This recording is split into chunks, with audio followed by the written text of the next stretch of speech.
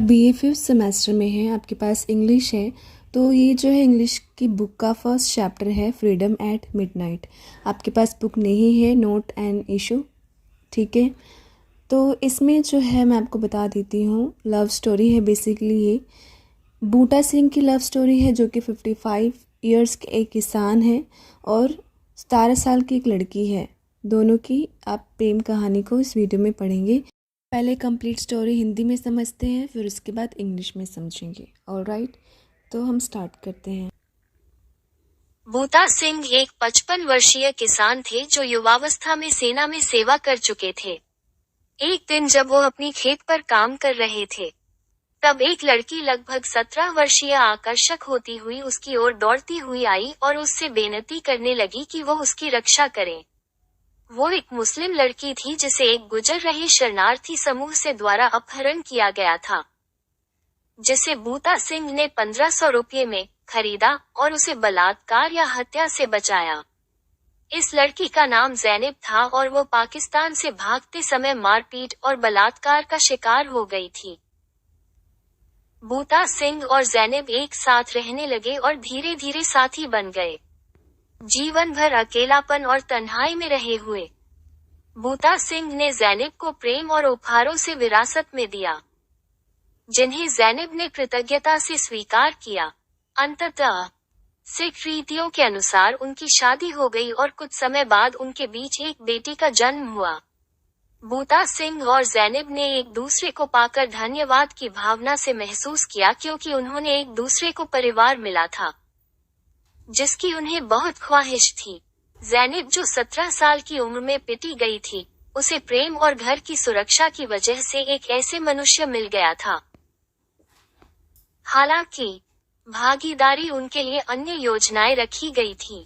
दोनों देशों के अधिकारियों को बंटवारा करने का प्रयास किया जा रहा था, जिसमें वे पार्टीशन के दौरान अपहृत होने वाली महिलाओं का पता लगाने की कोशिश कर रहे थे।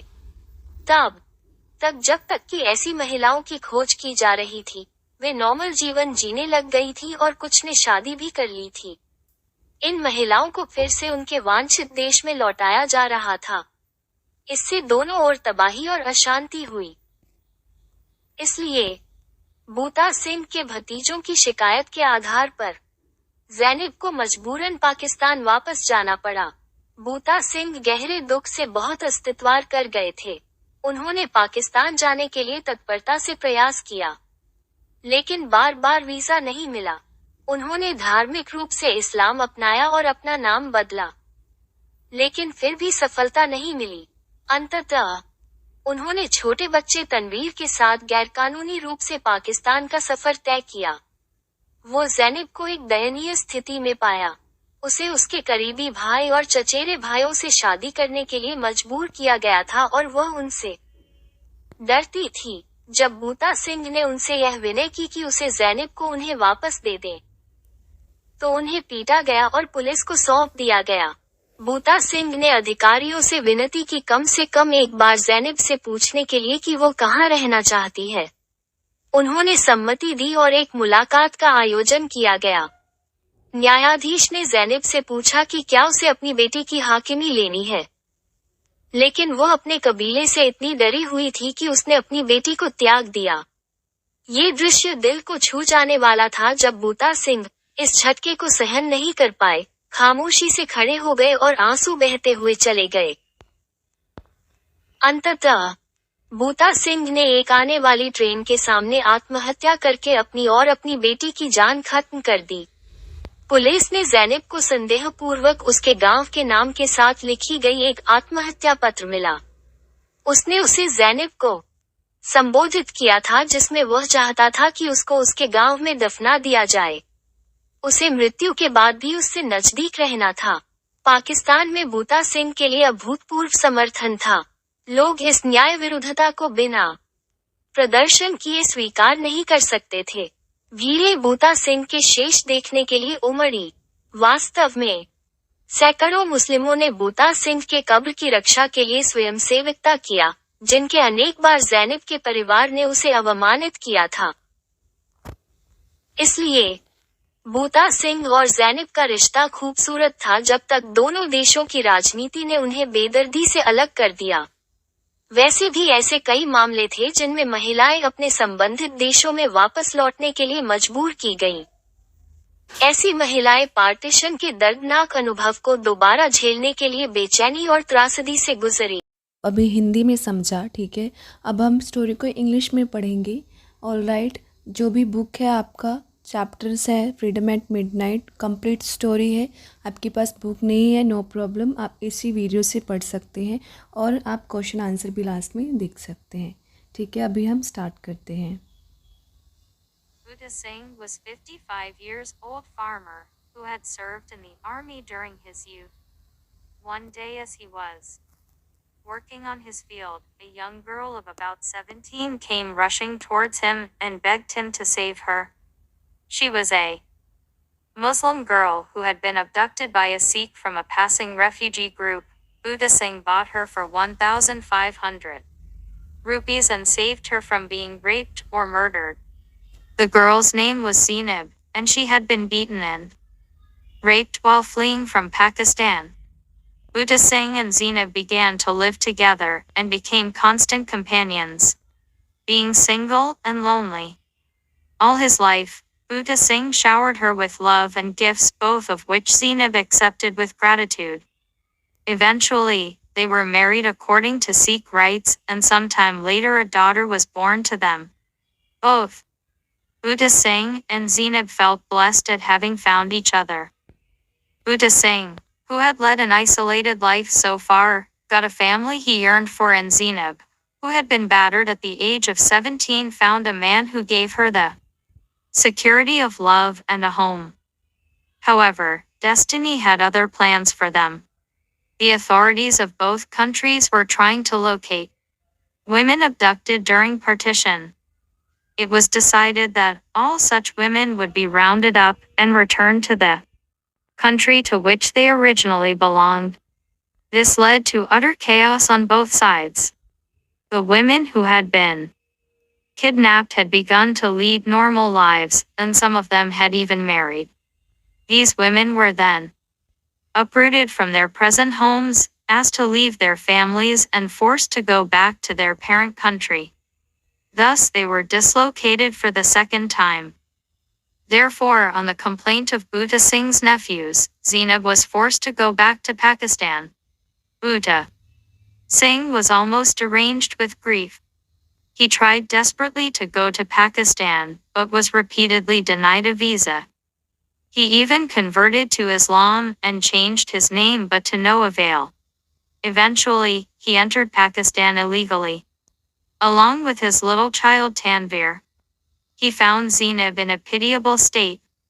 She had been forced to marry a cousin of hers and was terrified of her brothers and cousins. When Buta Singh pleaded with them to return Zainab to him, he was beaten and handed over to the police. Buta Singh begged the authorities to at least ask Zainab once where she wanted to live. They acquiesced, and a meeting was set up. The judge asked Zainab if she wanted to take the custody of her daughter, but she was so scared of her clan that she gave up her own daughter. It was a heart-rending scene as Buta Singh, unable to bear this shock, got up silently and went away, tears streaming from his eyes. Finally, Buta Singh ended his life as well as of his daughter by jumping in front of an oncoming train.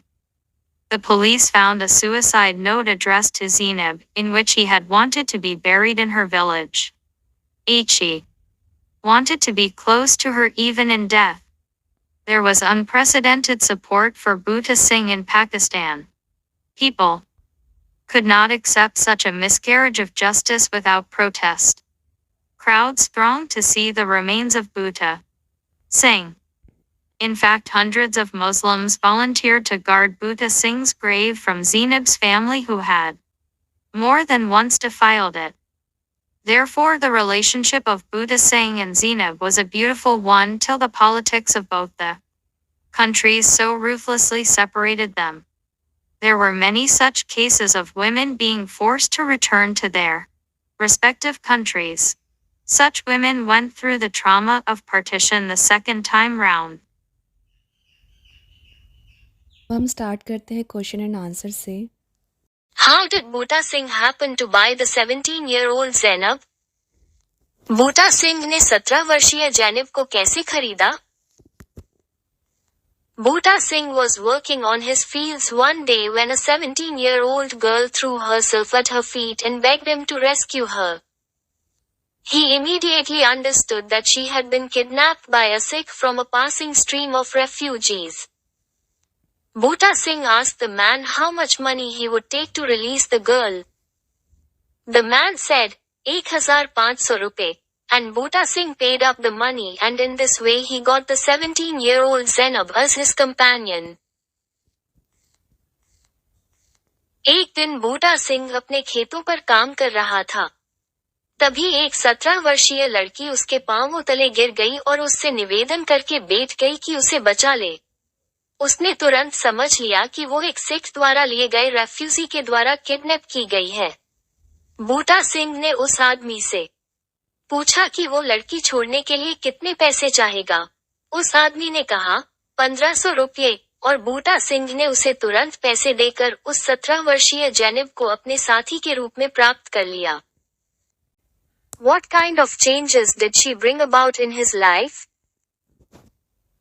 Zainab ने उनके जीवन में कैसे परिवर्तन लाया?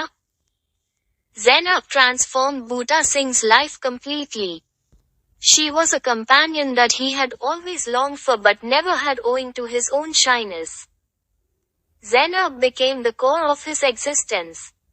He overwhelmed her with affection and love.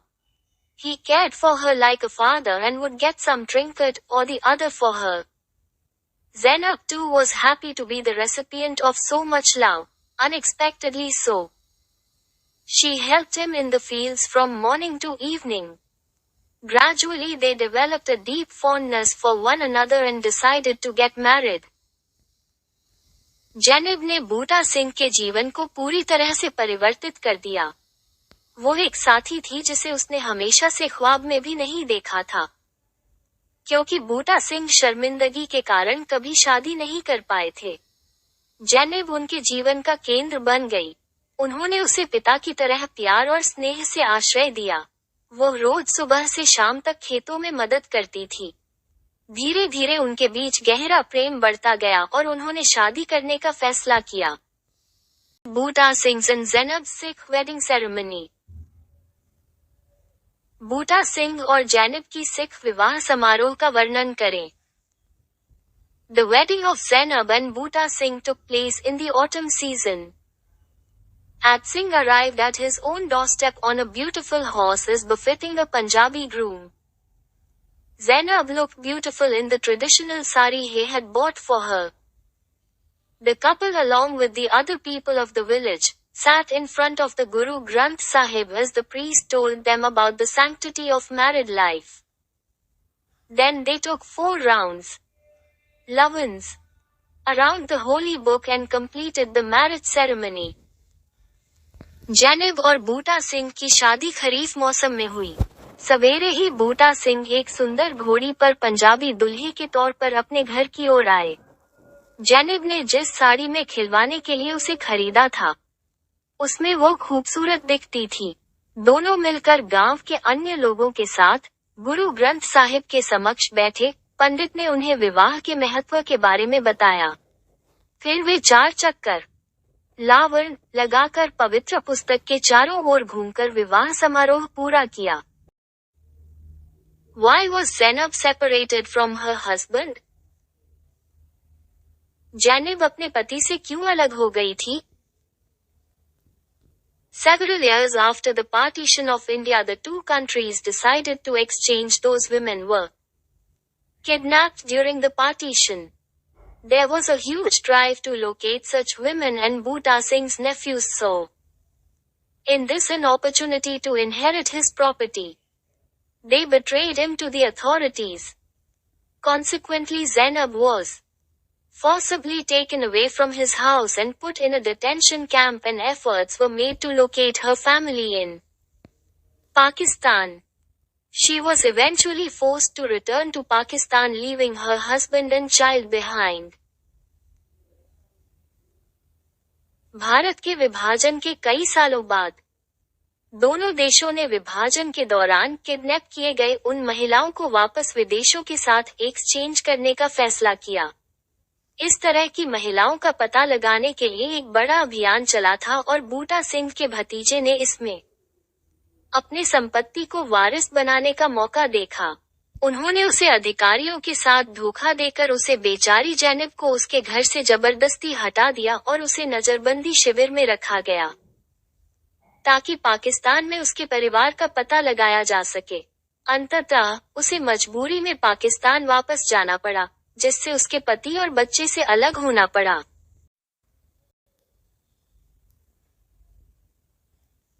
What efforts did Boota Singh make to get his wife back? बूटा सिंह ने अपनी पत्नी को वापस पाने के लिए किन प्रयासों को किया था? The desperate Boota Singh made every possible effort to get his wife back. He cut his hair and became a Muslim. He renamed himself as Jamil Ahmed and went to the Pakistan High Commissioner to demand the return of his wife. But it was of no use. Both India and Pakistan had decided that the women married or not would have to return to their families from which they had been forcibly separated. Boota Singh visited Zainab for 6 months in the detention camp in Delhi.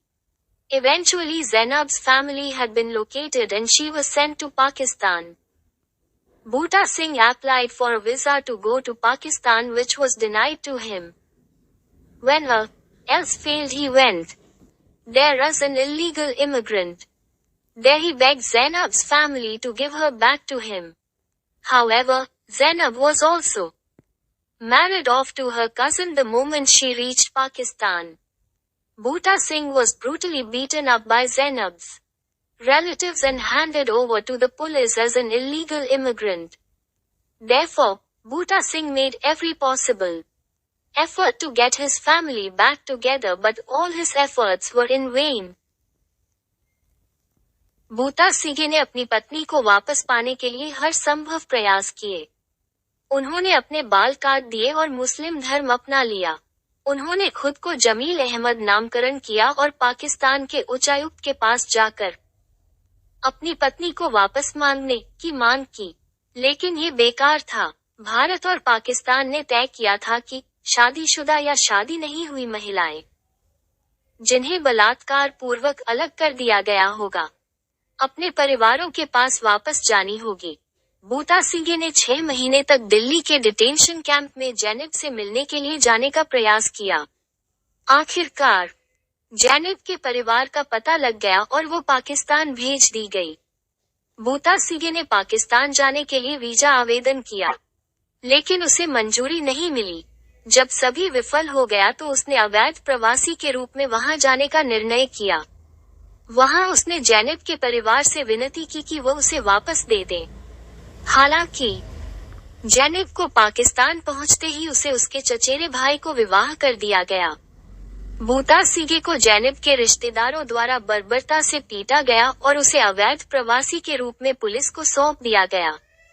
इसलिए बूटा सिंह ने अपने परिवार को फिर से एकत्र करने के लिए हर संभव प्रयास किए, लेकिन उनके सभी प्रयास व्यर्थ रहे।